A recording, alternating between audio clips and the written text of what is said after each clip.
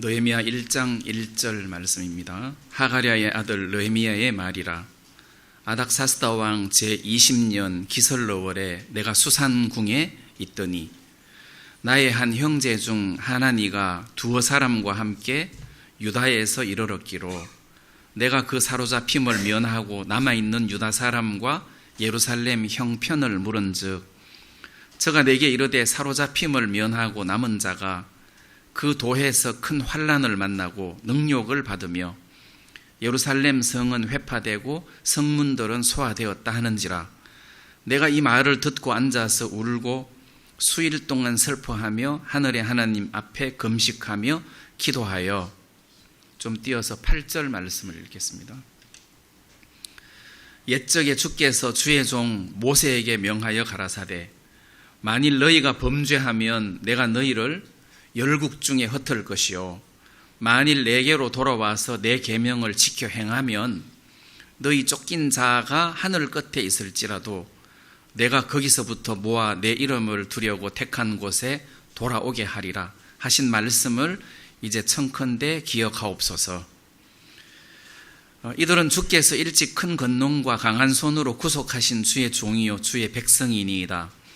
주여 구하오니 귀를 기울이사 종의 기도와 주의 이름을 경외하기를 기뻐하는 종들의 기도를 들으시고 오늘날 종으로 형통하여 이 사람 앞에서 은혜를 입게 하옵소서 하였나니 그때에 내가 왕의 술관원이 되었었느니라. 11절 말씀까지 읽어드렸습니다.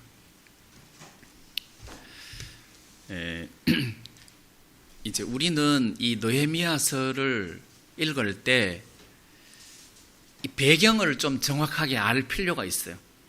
이 배경을 정확하게 잘 모르면 은혜를 입을 수도 없을 뿐더러 무슨 영적인 해석도 할 수가 없습니다.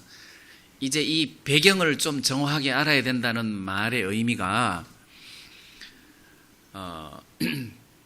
이 느헤미야가 이제 그 언제 등장을 했느냐 이게 이제 좀 중요하거든요.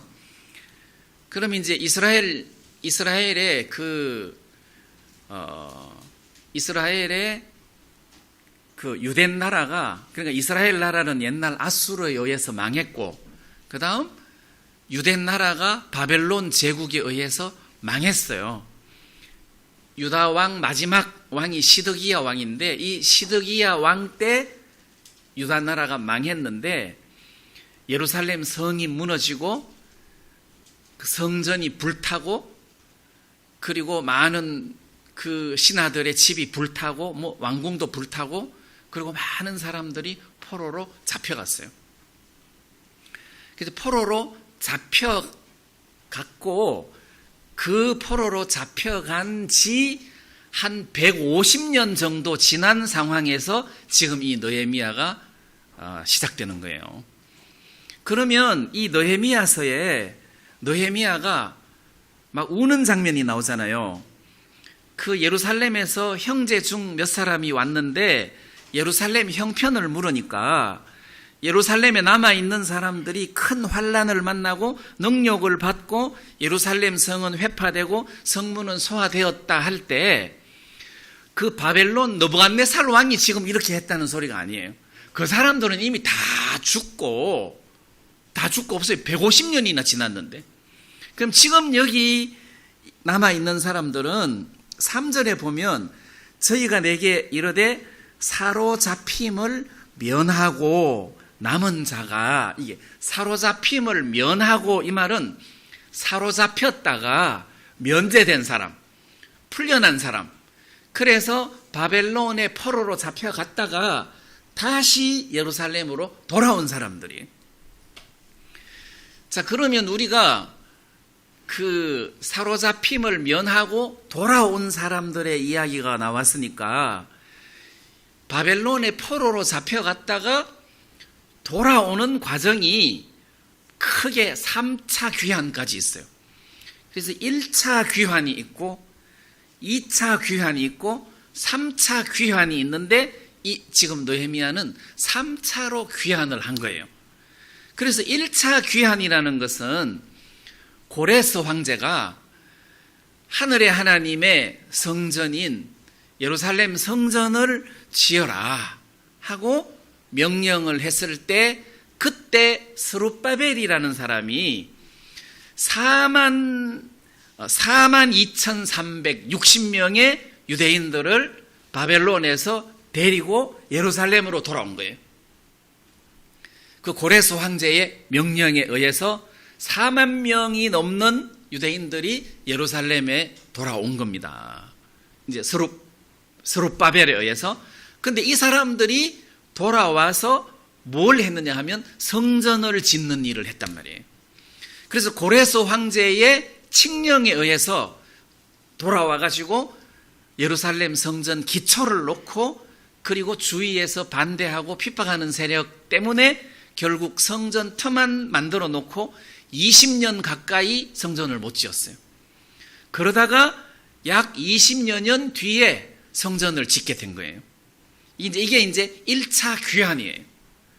자, 이렇게 성전을 지었는데 이스라엘 나라가 제대로 작동을 하려면은 성전이 있어야 돼요. 반드시. 성전이 있어야 되고 율법이 있어야 돼요.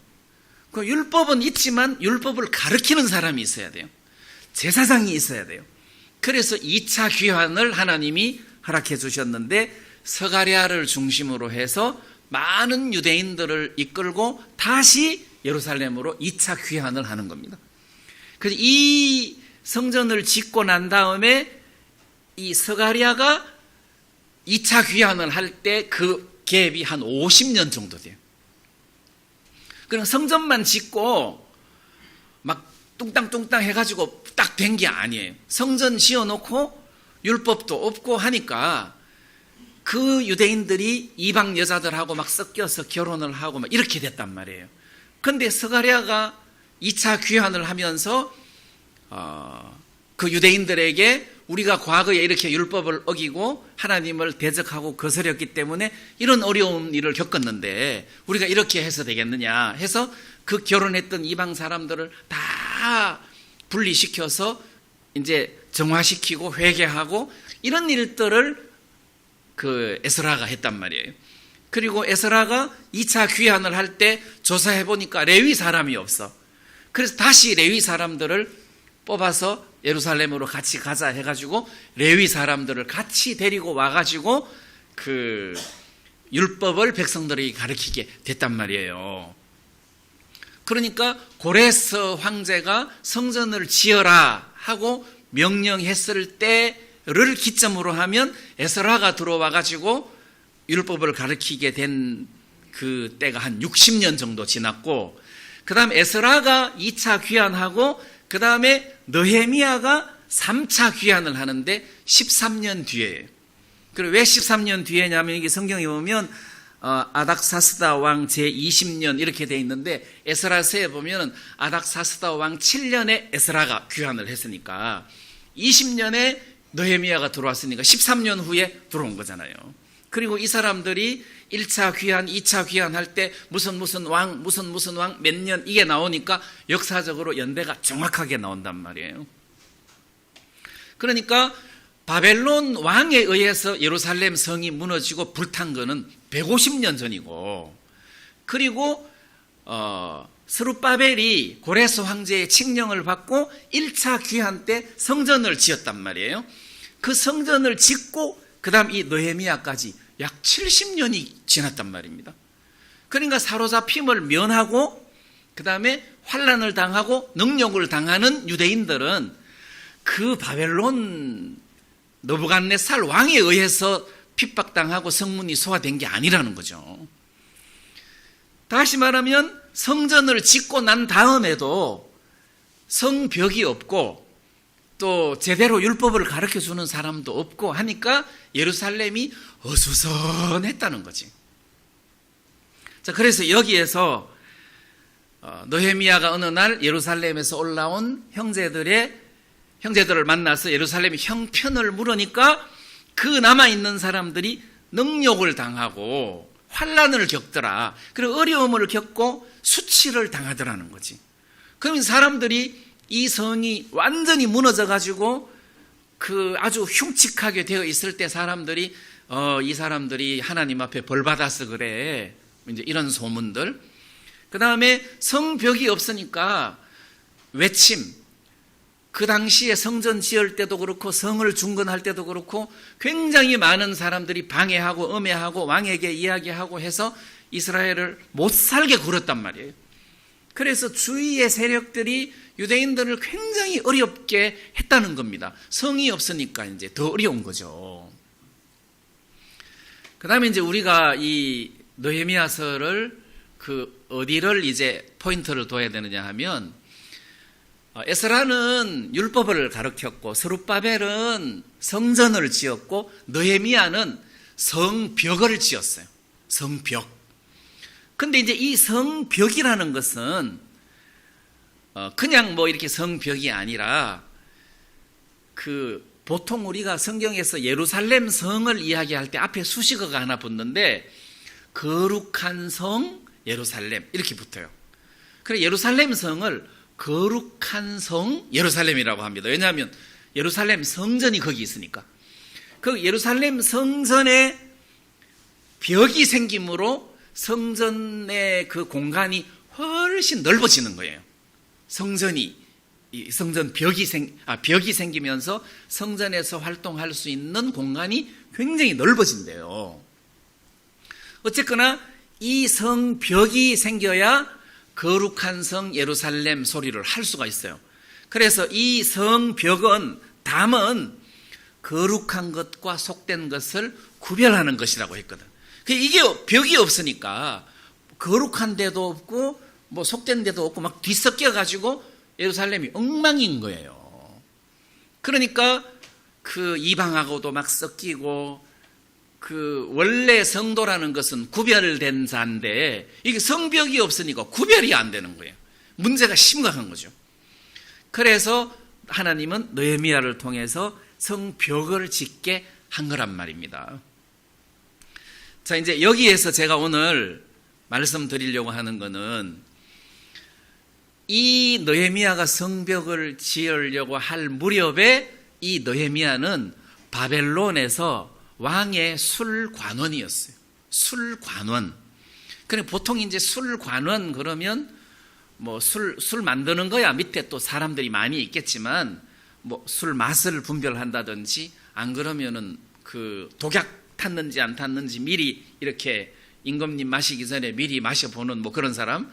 뭐 하여튼 이렇게 임금님을 황제를 항상 대면할 수 있는 위치에 관원이니까 요즘 말하면 장관쯤 된단 말이에요.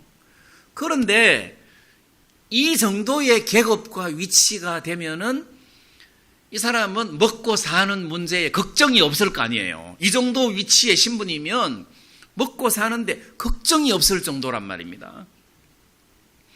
그런데 어느 날 예루살렘에서 형제들이 왔는데 예루살렘의 형편을 물으니까 그 사로잡힘을 면하고 남은 자가 그 도에서 큰 환난을 만나고 능욕을 받는다.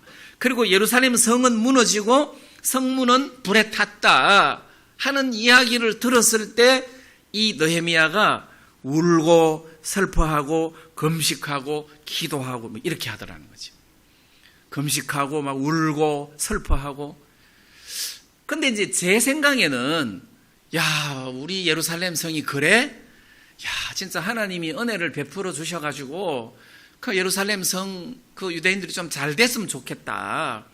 누가 성벽 좀 이렇게 이렇게 지어가지고 환난도 좀 덜 받게 하고 좀 행복했으면 좋겠다. 이렇게 생각하고 넘어갈 수도 있는 일인데 이 느헤미야는 그 소식을 들었을 때 내가 성벽을 지어야 되겠다. 이 마음이 생긴 거예요. 이게 생긴 거예요. 근데 이제 보통 평범한 마음 같으면 하나님 은혜 좀 입혀주세요. 지금 우리나라가 너무 이렇게 어렵고 힘들어요. 하나님 도와주세요. 이제 이렇게 보통 기도할 텐데 내가 성벽을 세워야 되겠다. 이 마음이 생긴 거예요. 이게 생긴 거예요. 그걸 어디서 발견할 수 있느냐 하면 11절 중간에 보면 종들의 기도를 들으시고 오늘날 종으로 형통하여 이 사람 앞에서 은혜를 입게 하옵소서 하였나니, 이 기도를 했단 말이에요. 그냥 하나님 은혜 입혀 주십시오, 예루살렘 성 이렇게 성벽이 좀 생기도록 도와주십시오, 그렇게만 기도할 것 같으면, 자기는 빠지고 그렇게 기도할 것 같으면 왕 앞에 은혜 입을 일이 뭐 없잖아요. 그런데 내가 성벽을 지어야 되겠다, 그러면 왕에게 부탁을 해야 되겠다, 왕에게 부탁을 하면 그럼 왕이 허락을 해줘야 되는데, 왕이 이렇게 허락하려면은 하나님의 역사가 필요하다, 하나님 내가 이 사람 앞에 하나님의 은혜를 입게 해 주십시오, 이런 내용이 함축됐다는 거죠. 자, 그러면 느헤미야 마음에 내가 지어야 되겠다 하는 이 마음은 느헤미야 스스로에게서 생긴 게 아니라는 거지. 하나님이 느헤미야 마음 속에 그 마음을 줬다는 거예요. 그걸 어디서 발견할 수 있느냐 하면 2장 12절 마음에 느헤미야가 어떤 이야기를 하느냐 하면 2장 12절에 내 하나님이 내 마음을 감화하사 예루살렘을 위하여 행하게 하신 일, 자, 이런 내용의 기도가 있습니다. 내 하나님이 내 마음을 감화하사, 예? 내 마음을 감화했다. 이 감화했다는 말은 이 생각과 마음을 이렇게 움직였다는 뜻이에요. 생각과 마음을 바꿨다. 나는 그냥 뭐 이렇게 편안하게 바벨론 포로 생활이 아니라 지금 이제는 완전히 이제 뭐 고생 다 했는 진짜 행복한 삶을 육신적으로 잘 살고 있는데, 하나님이 내 생각을 바꾸었다는 거지. 하나님이 내 마음을 바꾸어 버렸다는 거지. 그게 감화예요. 또는 원어 표현으로 보면 만든다는 의미도 있어요. 하나님이 느헤미야 마음속에 너 예루살렘 성벽을 지어라 하는 마음을 만들어 버렸다는 거지. 언제? 예루살렘 소식을 형제들로부터 들었을 때, 그걸 들었을 때 느헤미야 마음속에 그걸 만들어 버린 거예요. 그럼 고레스 황제가 유대인들에게 예루살렘 성전을 지어라 할 때, 그때도 하나님이 고레스 황제의 마음을 감동시켜서, 자, 이런 감동이라는 표현이 에스라 1장에 있습니다. 감동, 이것도 똑같은 감동, 감화 똑같은 이야기예요. 그 사람의 마음을 움직여버린 거죠. 그래서 황제 입에서 예루살렘 성전을 지어라 이렇게 했단 말이에요. 이런 감동, 감화.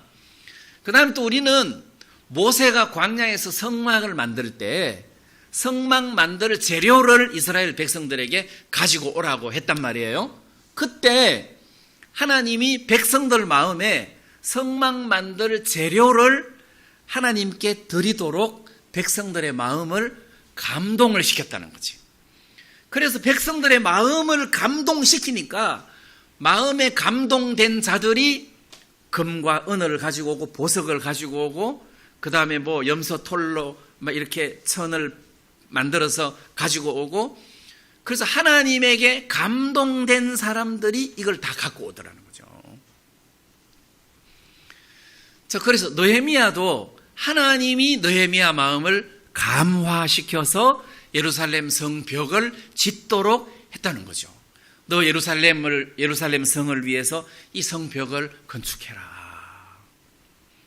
그러니까 결국 하나님은 이스라엘을 향하여 어떤 굉장한 애착을 가지고 계시는데, 우리가 구약 성경 말씀을 인용하자면은 하나님은 이스라엘 백성들을 나의 특별한 보물이다 이렇게 생각하셨단 말이에요.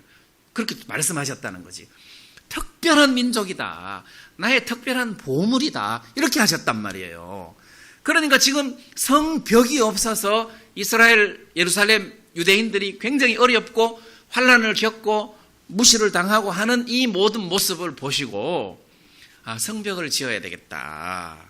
그래서 느헤미야를 지금까지 그 높은 관직에 오르게 하시고, 그리고 때가 되니까 그 사람을 쓰시는 거잖아요. 에스라도 마찬가지예요. 성전은 지어졌는데 예루살렘 성에 사는 유대인들이 율법을 잘 몰라가지고, 왜냐하면 포로로 잡혀갔다가 1세대들이 거의 다 죽고, 왜냐하면 70년 포로를 했으니까, 그리고 거기서 2세들이 태어나서 이쪽으로 귀환을 했을 거 아니에요. 율법도 모르고 잘 모르는데 하나님이 에스라를 준비하셨잖아요. 에스라가 율법 학자란 말이에요. 에스라 마음속에 내가 율법을 가르쳐야 되겠다는 마음이 에스라 마음속에 막 일어났단 말이에요. 그리고 결국 하나님이 에스라를 보낸 거잖아요. 느헤미야도 마찬가지라는 거죠. 하나님이 이 사람들을 감동시켜서 이런 일들을 하나님이 하셨다는 거죠.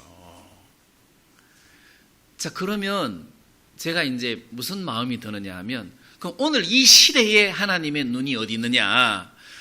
과거 이 시대에 하나님의 눈이 유대인들에게 있었다면, 오늘 이 시대에 하나님의 눈은 이 교회에 있다는 거죠. 교회, 구원받은 사람들의 모임, 이 교회에 하나님의 눈이 아주 집착되어 있단 말입니다. 그래서 하나님이 이 교회를 형성해 가는 과정에서 복음을 전한다든지, 형제자매들을 말씀으로 가르친다든지, 양육을 한다든지, 뭐 이렇게 교회를 형성해 가는 이 모든 과정에서 하나님이 그때그때마다 하나님이 사람들의 마음을 감동시켜서 이 복음의 진보를 가져오도록 역사를 하시는 게 아니냐. 그래서 감동, 감화, 느헤미야, 에스라, 그러니까 우리하고 너무 거리가 먼데, 근데 사실 저도 그렇습니다. 저도 제가 오늘 이렇게 여러분들에게 말씀을 전하고 말씀을 준비하고 이런 게 너무너무 재미있으니까 내가 이렇게 하는 거지, 하기 싫으면 못하는 거예요. 하기 싫으면. 근데 내가 생각할 때 이거 누구나 다 하고 싶지, 그거는 또 아닌 것 같더라고. 진짜예요. 하기 싫으면 못하는 거예요. 하기 싫으면. 그래서 나도 선교회에 있을 때는 느헤미야 1장 읽으면 이 느부갓네살 왕에게 예루살렘 성이 다 회파되고 성문이 불탄 그때를 말하는구나, 뭐 이렇게 생각 없이 이렇게 생각했어요. 그리고 이사야 성경을 읽으면 이사야 성경에 고레스는 나의 목자라, 고레스는 나의 목자다 그랬어요. 이사야 성경에. 그래서 그는 나의 목자라, 나의 모든 기쁨을 성취하리라 이랬단 말이에요. 이사야 성경에 고레스라는 이름이 분명하게 나와요. 근데 우리가 여기서 느헤미야를 읽고 그 다음에 이제 시편, 자면, 전도서하고 그 다음 나중에 이사야를 읽다가 보니까 이사야는 나중 사람이고 느헤미야가 앞에 사람처럼 생각하는데 안 그래요. 연도로 보면 느헤미야가 이사야의, 그러니까 이사야 200년 뒤에 태어난 사람이 느헤미야예요. 시기적으로 보면. 그러면은 이사야 선지자가 대언을 할 무렵에는 고레스가 태어났어요, 안 태어났어요? 안 태어났죠. 200년 후에 태어났으니까. 200년 후에 참 이게 성전을 지으라고 했으니까. 고레스라는 이름도 없던 시절이에요. 그런데 고레스는 나의 목자다 했을 때 이게 너무 신기하다는 거지.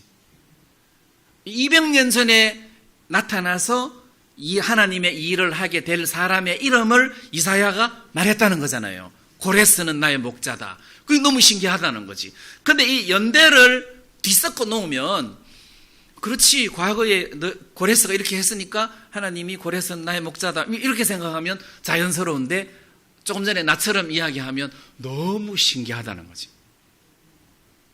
그래서 제가 여러분들에게 이렇게 말씀을 전하는 것이 너무너무 재미있는 거예요. 그거 나는 너무너무 기쁜 거라. 너무너무 기쁜 거라.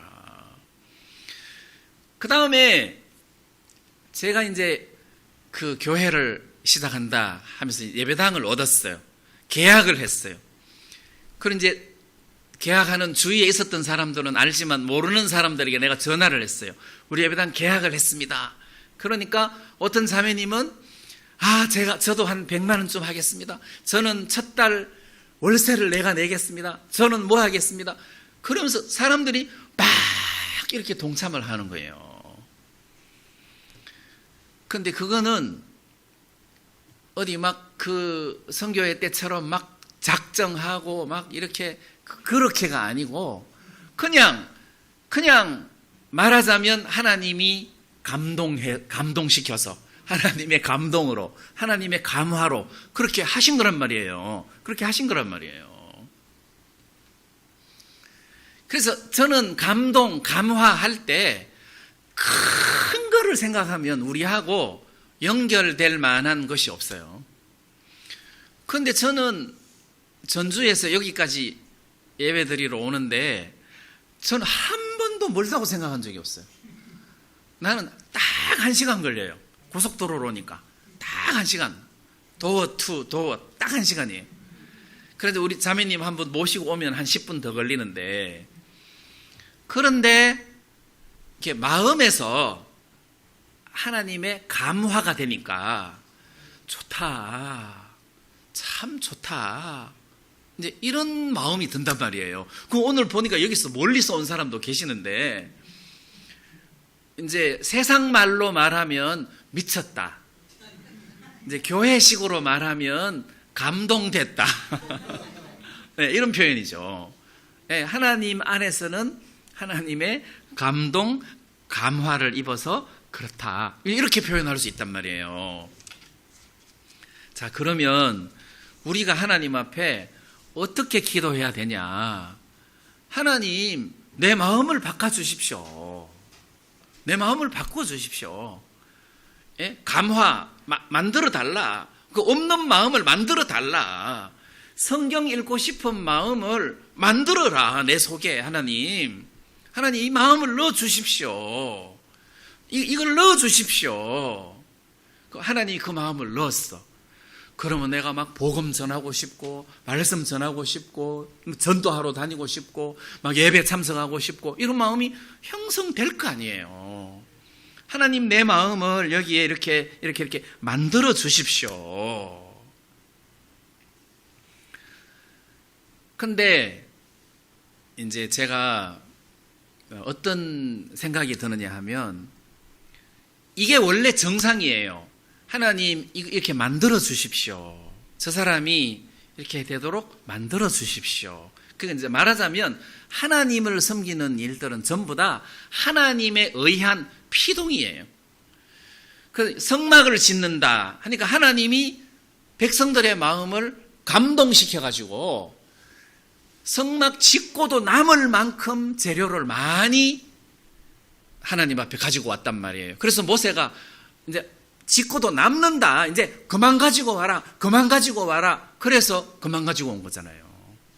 하나님이 백성들의 마음을 감동시켰기 때문에.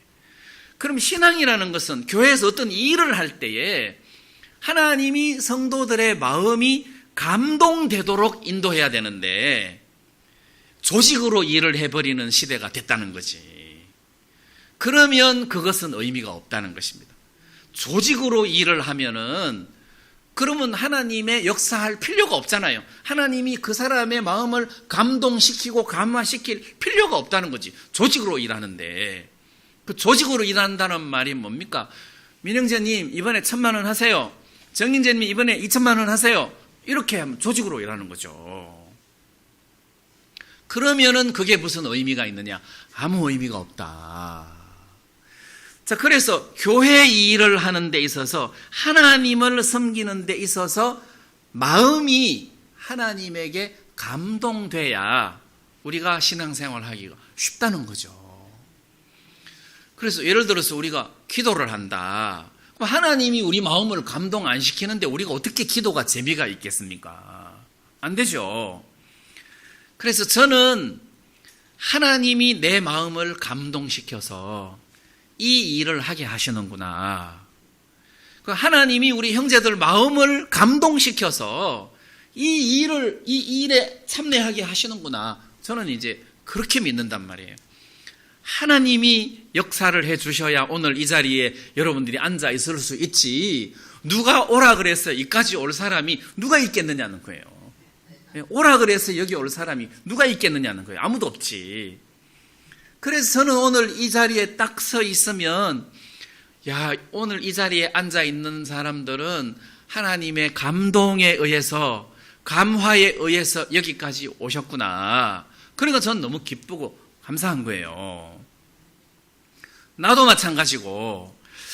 그래서 성경의 모든 하나님의 일들은, 아, 이렇게 하나님이 감동시켜서 이렇게 일을 하시는구나. 근데 하나님의 감동을 입어서 느헤미야가 왕에게 나아갔고 예루살렘 성벽을 짓는 일을 하는데 하나님이 막 도우시는 거라. 하나님이 도우시는 거예요. 근데 느헤미야가 술관원인데 황제 앞에 나갔을 때 황제가, 야, 너 얼굴에 안색이 안 좋다, 네가 병이 없거늘 어떻게 얼굴이 그러냐 할 때 이 느헤미야가 황제에게 무슨 이야기를 했느냐 하면은, 우리 열조의 묘실이 이렇게 불탔는데 그 성을 중건하게 하옵소서. 이거는 내가 볼 때 90%는 목 날라갈 발언이에요. 이거는 목 날라갈 발언이에요. 근데 느헤미야는 하나님께 1장에서 기도를 했잖아요. 1장에서 기슬러월에 20년 기슬러월은 7월이라 하더라고요. 그 다음 아닥사스동 20년 니산월은 1월이에요. 그래서 7월부터 9월부터 1월까지가, 죄송합니다, 기슬러월은 9월인데 9월부터 니산월 1월까지는 4개월 정도 지나요. 이때 달력은 7월부터 해가 시작한다 하니까 이 1월인데도 이게 해가 안 바뀐 거죠. 같은 아닥사스다 20년이죠. 근데 4개월이 지났을 때 이제 왕 앞에 선 거잖아요. 근데 그 왕 앞에 예루살렘 성을 중건하게 하옵소서, 이건 목 날라갈 일인데 왕이 허락하는 거예요. 왕이 허락하는 거예요. 그럼 네가 언제 갔다가 언제 올 거냐 해서 기한을 정했단 말이에요. 근데 이 기한은 안 나와요. 언제 갔다가 언제 올 거냐 기한이 안 나오는데 굳이 성경적으로 기한을 잡는다면 10년이 넘어요. 예루살렘 성벽을 짓고 거기서 이제 뭐 정결케 하는 일을 하고 뭐 이렇게 하고 그 다음에 이제 잠시 갔다가 다시 돌아오고 이런 과정을 보면은 이게 1년, 2년이 아니에요. 긴 기간을 정해놓고 왕에게 허락을 맡아서 예루살렘에 돌아와가지고 예루살렘 성을 중건하는 일을 했는데 하나님의 선한 손길이 돕는다는 거죠. 그러니까 하나님의 일은 하나님이 먼저 우리 마음을 감화시키시고 그 다음에 그 마음에 끌려서 내가 발을 옮기다가 보니까 하나님이 도우시는 거예요. 그렇게 해서 하나님의 교회가 형성되어 간다. 자, 이 과정에서 사람을 칭찬할 포인트가 어디 있습니까? 느헤미야를 칭찬할 포인트가 안 되는 것은 하나님이 그 마음에 감화를 주었기 때문에, 그 나쁜 말로 표현하면 지정신이 아니라는 거죠. 하나님이 심은 마음이라는 거예요. 고레스 황제도 마찬가지예요. 하나님이 그 마음을 심었다는 거죠. 감동시켰다는 거죠. 자기 정신이 아니라는 겁니다. 그래서 하나님의 뜻을 이루는 도구가 된 거잖아요. 그래서 우리도 하나님 내 마음에 성경을 읽고 싶은 마음을 주십시오. 마음을 주십시오. 하나님, 내가 이렇게 교회 가고 싶은 마음을 주십시오. 마음을 주십시오. 그래서 하나님이 우리 마음을 감동시키시면 우리 마음이 하나님 뜻에 고정이 된단 말입니다. 그래서 우리가 하나님을 섬기고 또 복음을 섬기고 이렇게 할 수 있다는 거죠. 그런 면에서 이 느헤미야서의 느헤미야가 굉장히 훌륭한 사람인 것도 맞지만 하나님이 당신의 뜻을 이루기 위하여 이 느헤미야를 준비했다가 때가 되니까 그 마음을 감동시켜서 하나님이 당신의 뜻을 따라 쓰시더라. 이제 이렇게 발견할 수 있고, 그 다음에 이제 제가 복음을 전하다가 보면 내가 아무리 지혜롭게 잘 설명을 해서 복음을 전한다 하더라도 하나님이 그 영혼에게 은혜를 입혀주셔서 그 사람이 구원받을 수 있도록 도와주지 않으면은 내가 그 사람을 구원시킬 수 없구나 하는 것을 내가 깨닫겠더라고. 이거는 설명을 어떻게 잘하느냐에 따라 달린 게 아니라는 거죠. 하나님이 이 사람에게 역사해야 돼요. 반드시 하나님이 그 사람을 도와줘야 돼요. 그죠? 그래서 우리가 영혼 앞에 설 때는 자신이 없는 거야. 영혼 앞에 설 때는 복음은 많이 알고 있어도 이 사람의 마음이 하나님에 의해서 감동돼 가지고 하나님이 그 마음을 간섭해줘야 구원을 받지 그냥은 안 된다는 거죠. 그래서 그 고린도전서에서도 구원의 날에 내가 너를 도왔다 이런 표현이 있잖아요.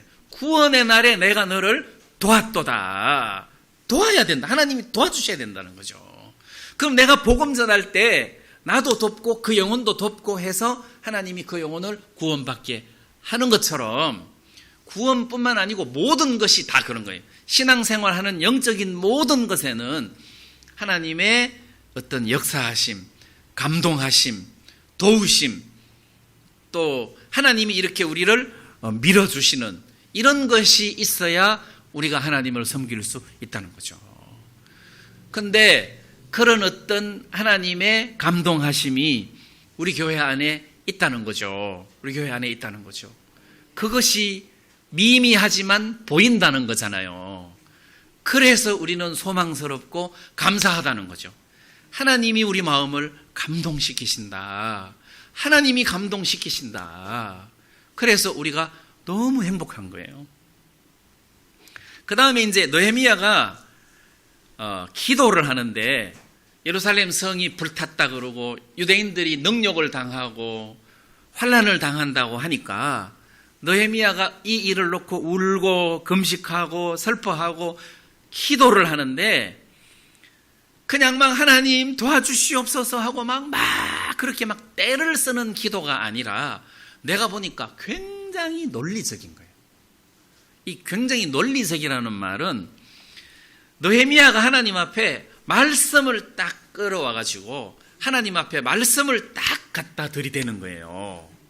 그게 이제 아까 읽었던 8절 말씀인데 8절 9절인데 9절 말씀 보면 만일 내게로 돌아와서 내 계명을 지켜 행하면 너희 쫓긴 자가 하늘 끝에 있을지라도 내가 거기서부터 모아 내 이름을 두려고 택한 곳에 돌아오게 하리라 하신 말씀을 이제 청컨대 기억하옵소서. 하나님 이 말씀 전에 하신 적 있죠? 이 말씀 기억나죠? 이 말씀대로 우리가 하나님 앞에 우리의 잘못을 뉘우치고 회개할 테니까 우리를 다시 이 예루살렘으로 돌아오게 해 주십시오. 그래서 지금 1차로 돌아왔고 2차도 돌아왔는데 이제 3차로 우리가 돌아가고 싶습니다. 돌아오게 해 주십시오. 그리고 거기 성벽을 중건할 수 있게 해 주십시오. 하나님 전에 이렇게 하리라고 해 주셨잖아요. 하고 말씀을 딱 갖다 놓고 하나님 기억하십시오. 이 말은 하나님 보고 기억하라는 말이 아니라 내가 이 말씀을 기억합니다. 내가 이 말씀을 믿습니다. 이런 의미죠. 그렇게 기도하니까 믿음이 생기는 거예요. 왜냐하면 말씀에 그렇게 되어 있으니까 믿음이 확 생겨버리는 거잖아요. 그러니까 이제 우리의 기도는 막 하나님 막 이렇게 해주십시오. 막 이렇게 막 떼쓰는 기도 뭐 이거 말고 이게 정말 하나님의 뜻인가? 이제 이게 중요한 거죠. 이게 정말 하나님의 뜻인가? 그럼 이제 말씀을 펴놓고 하나님 이렇게 말씀하지 않았습니까? 뭐 예를 들어서 범사에 기도하라. 이는 예수 그리스도 안에 있는 하나님의 뜻이다. 예? 이게 하나님의 뜻이다. 아, 하나님, 그럼 내가 이런 일을 겪었는데 내가 지금 기뻐해야 되겠네요. 그럼 하나님, 내가 기뻐할 테니까 하나님 이 말씀대로 제 삶 속의 이 모든 문제를 해결해 주십시오. 저 기뻐하겠습니다. 범사에 기뻐하라 했으니까 저 기뻐하겠습니다. 그래서 마음이 그 문제에서 벗어나 버리잖아요. 마음이 그 문제에서 벗어나 버리는 거예요. 그래서 이 기도가 그냥 이제 제가 말씀드리려고 하는 요지는 우리 민족의 토속신앙, 옛날 그 샤머니즘, 그것처럼 지성이면 감천이라고 막 무조건 비는 그런 차원의 기도가 아니라, 이 느헤미야 기도는 그런 차원의 기도가 아니라는 거지. 말씀 앞에서 하나님을 믿는 믿음의 기도라는 거죠. 이거는 흔들릴 수가 없는 거잖아요. 이거 흔들릴 수가 없는 것이다. 그래서 이런 기도가 우리 삶 속에서 필요하다는 거지. 만약에 우리가 기도를 한다면, 하나님, 이렇게 말씀이 이렇게 돼 있는데 하나님 이렇게 해 주십시오. 예를 들어서 사람들이 우리를 보고 거기는 마귀 소굴이다 그런단 말이에요. 마귀 소굴이다. 그러면 내가 이제 말씀을 펴놓고, 하나님, 내가 마귀 소굴에서 내가 말씀 전하면 내가 지금 마귀인데 누가 마귀 짓을 하고 싶겠습니까? 그래서 나는 요한복음 15장을 펴놓고, 나는 포도나무요 내 아버지는 그 농부다. 1절에. 그럼 4절에는 나는 포도나무요 너희는 가지니, 읽단 말이에요. 나는 포도나무요, 나는 예수님이잖아. 나는 포도나무요 내 아버지는 농부고 너희는 가지다. 그러면 나는 포도나무고 예수님 포도나무고 나는 그 가지단 말이에요. 내가 언제 예수님에게서부터 떨어져 나온 적이 있느냐? 나는 한 번도 예수님에게서부터 떨어져 나온 적이 없다. 가지가 포도나무에서 떨어지면 열매도 못 맺고 말라 비틀어 죽는다. 그래, 근데 나는 포도나무에서 한 번도 떨어진 적이 없다. 말씀을 펴놓고 100번 읽어도 나는 포도나무에서 떨어진 적이 없더라고. 근데 내가 왜 말라요? 나는 한 번도 포도나무에서 떨어진 적이 없어요. 그래서 말씀을 펴놓고, 그렇지, 내가 지금 이게 성경적이다. 나는 어떻게 이게 마귀의 소굴이냐? 그래서 나는 교회가 뭐냐? 성경적으로 교회가 뭐냐? 교회는 고린도전서 1장 2절에 고린도에 있는 하나님의 교회, 곧 그리스도 안에서 거룩하여 지고 성도라 부르심을 입은 자들과, 그리스도 안에서 거룩하여 지고 성도라 부르심을 입은 구원받은 사람들이 모여 있을 때 이게 교회다. 이 구원받은 사람들이 주의 이름을 부르는 곳이 교회다. 그 다음에 이제 여러분들이 잘 알다시피, 예를 들어서 갈라디아 교회 그러면 우리가 생각할 때 막 체육관 같은 큰 창고 같은데 갈라디아 교회 교인들이 막 수천 명이 모이는 그런 갈라디아 교회에 갈라디아서를 보냈다고 생각하는데, 그게 아니고, 성경에는 갈라디아 교회가 아니고 갈라디아의 여러 교회들에게, 그래서 갈라디아라는 도시에 여러 교회가 있어요. 여러 교회라 하니까 한 서너 개쯤 된다고 생각하신, 나는 아니고 수십 개 또는 수백 개가 될 수도 있어요. 갈라디아에 흩어져 있는 여러 교회가 보통 집집에 내가 생각할 때 뭐 한 20-30명씩 이렇게 모였을 수도 있어요. 그 교회들에게 갈라디아서를 보낸 거잖아요. 그럼 그거 다 교회라는 거죠. 거기에 뭐 우리 교회, 너 교회, 제1 갈라디아 교회, 제3 갈라디아 교회, 제67 갈라디아 교회 이렇게 없었다는 거죠. 그냥 통틀어서 갈라디아 교회예요. 그래서 교회가 뭐냐 하고 제가 몇 번을 살펴봐도 이게 교회예요. 구원받은 사람들이 모여서 여기서 주의 이름을 부르고 주를 찬양하고 예배를 드리면 이게 교회라는 거죠. 근데 누가 마귀의 소굴이라고 하느냐는 겁니다. 말도 안 되는 소리지. 그래서 저는 어떤 일이 있을 때 하나님 말씀에는 이렇게 되어 있습니다. 말씀에는 이렇게 되어 있습니다. 내가 지금 바른 길을 가는 게 맞습니까? 말씀에는 이렇습니다. 저는 바르게 가고 싶습니다. 바른 길을 가고 싶습니다. 그리고 느헤미야는 기도하면서 은혜를 입게 하옵소서 이런 표현을 하잖아요. 1장 11절 아까 읽어드렸죠. 이 사람 앞에서 은혜를 입게 하옵소서. 그래서 첫째는 하나님이 내 마음을 감동시켜 줘야 되고, 두 번째 내가 여러분들이나 사람들 앞에 은혜를 입어야 되더라고. 내가 은혜를 입어야 되더라고. 나는 여러분들에게 은혜를 베푸는 사람 아니에요. 나는 은혜를 베푸는 사람 아니에요. 그냥 이렇게 은사를 가지고 설교를 하고 교회를 유익하게 할 뿐이지 그 이상은 없어요. 나는 은혜를 베푸는 사람이 아니고 나는 여러분들 앞에서 은혜를 입어야 되는 사람이에요. 여러분들도 하나님을 섬기는 과정에서 저에게 은혜를 입어야 되고 나도 입어야 되고 피차 은혜를 입어야 되고 피차 가르쳐야 되고 피차 위로해야 되는 것이지. 그래서 느헤미야가 이 사람 앞에서 은혜를 입게 하옵소서 이렇게 하더라고요. 그럼 나는 그렇지 나도 은혜를 입어야 되는구나. 내가 누구 앞에서든지 내가 은혜를 입어야 되는구나. 이런 마음이 생긴단 말이에요.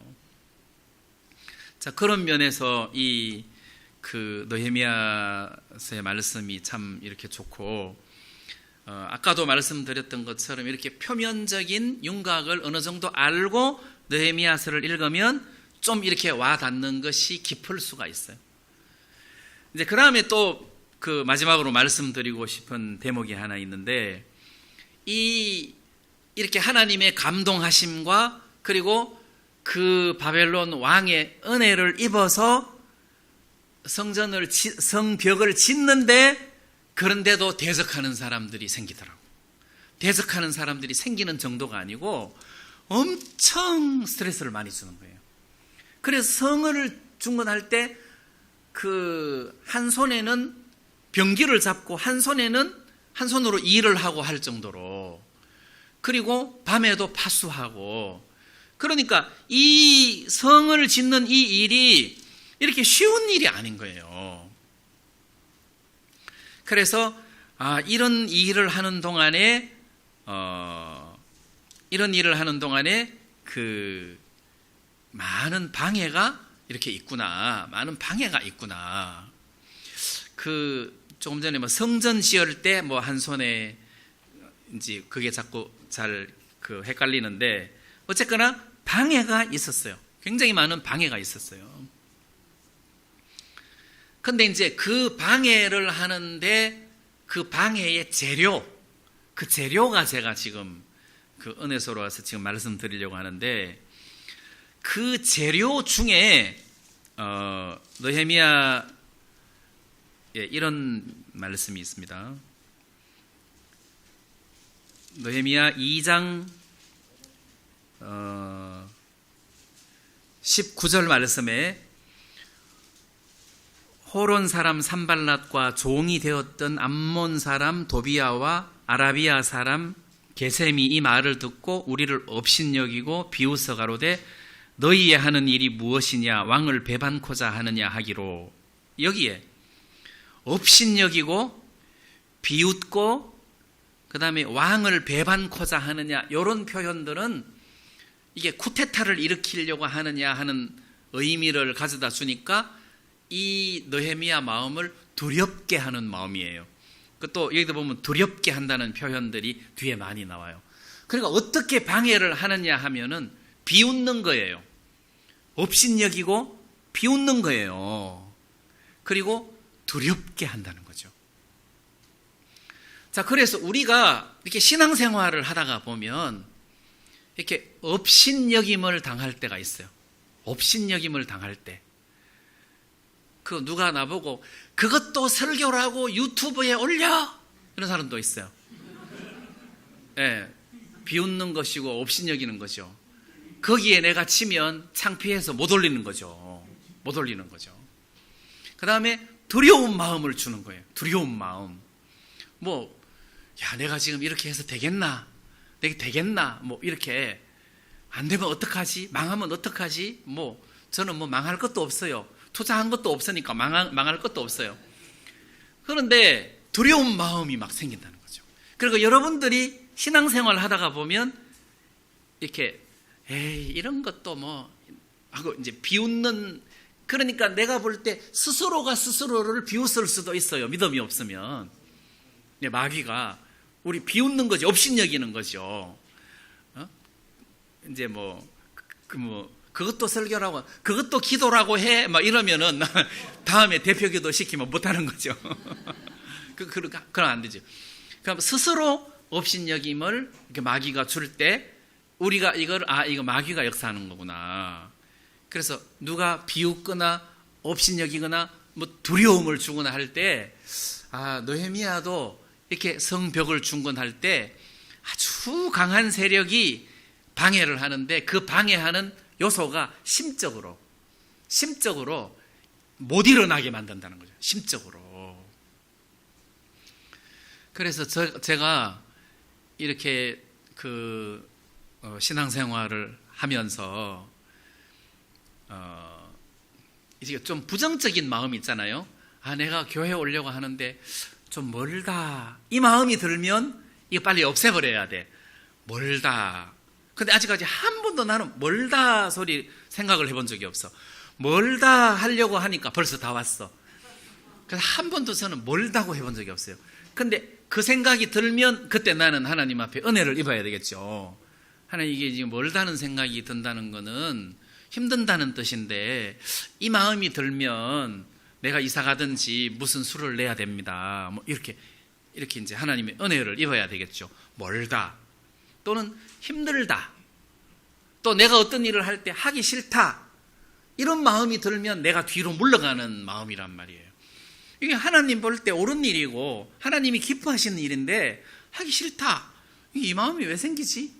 그럼 이제 마귀가 나를 하나님 섬기는 일을 방해한다. 하면 그 마음을 이겨야죠. 내가 이겨야죠. 하나님, 이런 마음이 생깁니다. 이 마음은 내가 신앙생활 하는데 안 좋은 마음인데 이 마음이 왜 생깁니까? 그래서 저는 무슨 이렇게 투잡해서 다른 직업을 갖고 있는 게 아니라 생활이 굉장히 단조로워요. 단조로워서 나 복음 전하기 싫다, 이런 마음이 생기면 내가 회개해야 되겠어요, 안 해야 되겠어요?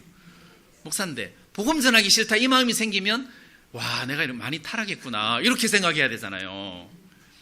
하나님, 이런 마음이 왜 생깁니까? 이거 내가 지금 벌 받아 죽을 마음인데, 하나님, 이 마음 이거 빨리 내가 회개하겠습니다. 이렇게 이게 복음 전하고 싶은 마음이 있어야 되는데, 복음 전할 기회가 생겨도 나 이게 또 여러분들 같으면은 두려운 마음, 내가 이렇게 복음 전했는데 이 사람 구원 안 받으면 어떡하지? 목사님 보고 복음 전해라 해야 되겠다, 이런 마음이 이게 이제 후퇴하는 마음이라는 거죠. 그러면 안 된다는 거지. 그래서 내가 골을 넣을 수 있을 때 넣어야지. 자신이 없어갖고 딴 사람한테, 손흥민한테 주면 안 될 수도 있어요. 찬스가 왔으면 넣어야지. 어시스트만 하다 보면 안 된단 말이에요. 그죠? 그러니까 두려운 마음, 이것도 안 되는 거예요. 두려운 마음. 그래서 저는 복음 전하기가 싫다, 그러면 이게 안 되는 거죠. 그 다음에 말씀 전하기가 싫다, 또는 말씀 듣기가 싫다, 말씀 읽기가 싫다, 이러면은 너 왜 사는데? 이렇게 이제 내 자신을 이렇게 파고 들어가 보면 이제 그럴 수가 없는 거죠. 말씀이 내 삶 속에서 위로고 소망인데. 그 다음에 구원받은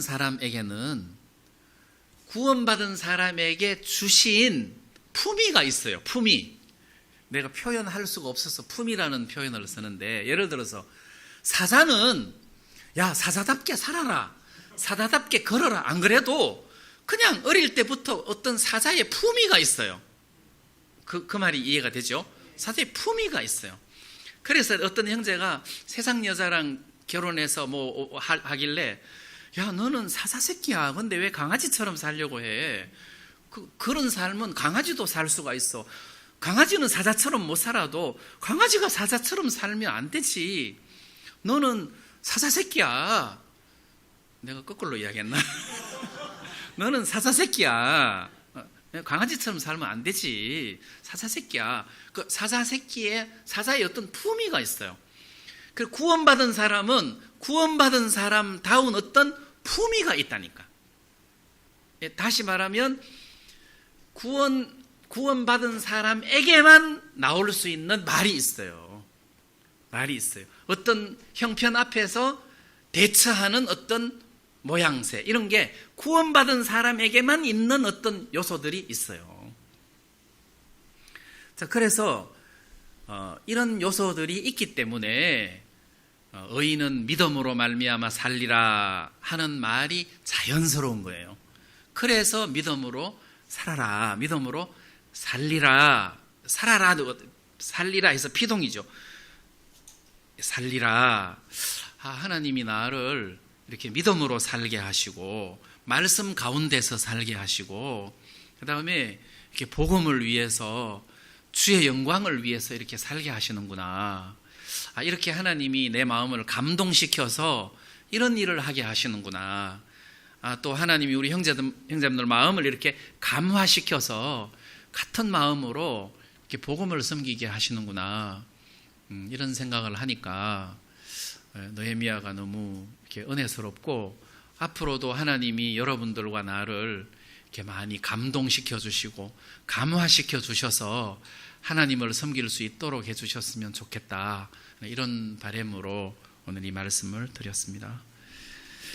말씀을 마치겠습니다.